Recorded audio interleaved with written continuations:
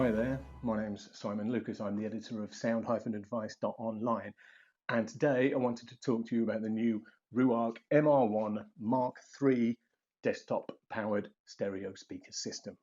The Ruark MR1 Mark II powered stereo speaker system was very well regarded ever since it launched, but it launched at the start of 2017.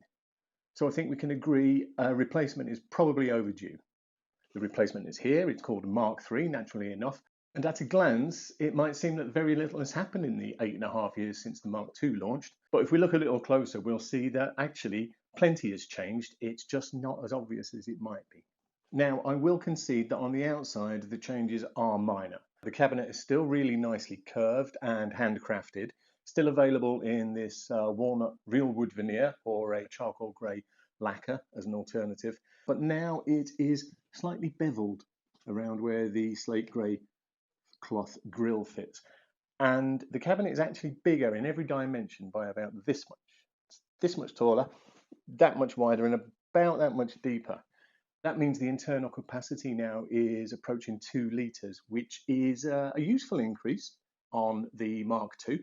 On the inside, though, the changes are slightly more fundamental. For wireless connectivity, the Mark III now uses Bluetooth 5.1 and is compatible with the aptX HD codec, which is a big improvement on the Mark II. It's given away the Class AB amplification of the Mark II in favour of some Class D amplification, which has been derived from the company's award-winning R410 music system. It's good for 25 watts per channel now. And where physical connectivity is concerned, the Mark III is a decisive break from the Mark II, and it is actually possible to see what Ruark has been doing all this time.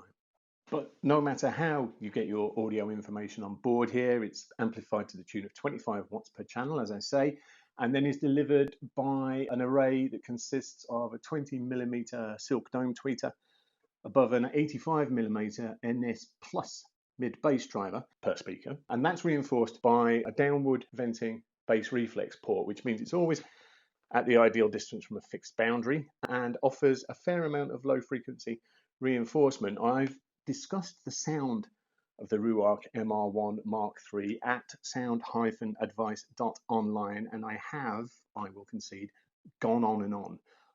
That's because it's really, really impressive. I mean, just for now, what I'll say is that it is surprisingly punchy, very detailed, entertaining, musical, which is not as weird a description as it might have first appeared, because I've heard systems like this that are not musical.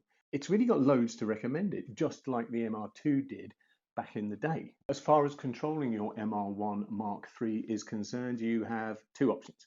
Ruark provides this very small, clicky little remote control handset, which takes care of power on off, volume up down, Bluetooth pairing, input selection, USB, phono, auxiliary. And that's fine, but the company has also included its roto dial on top of the primary speaker here, and that's much more like it, as long as you're sitting close enough, because it only duplicates these functions, but it's just way nicer to use, really. It turns, it clicks, it has a little row of LEDs to let you know what input you've selected, and it's just as gratifying here as it is on every other Ruark product on which it appears.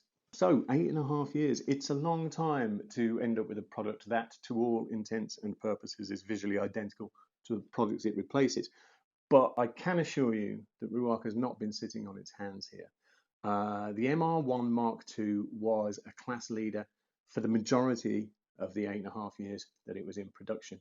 I see no reason why the MR1 Mark III shouldn't lead the pack for a good while too.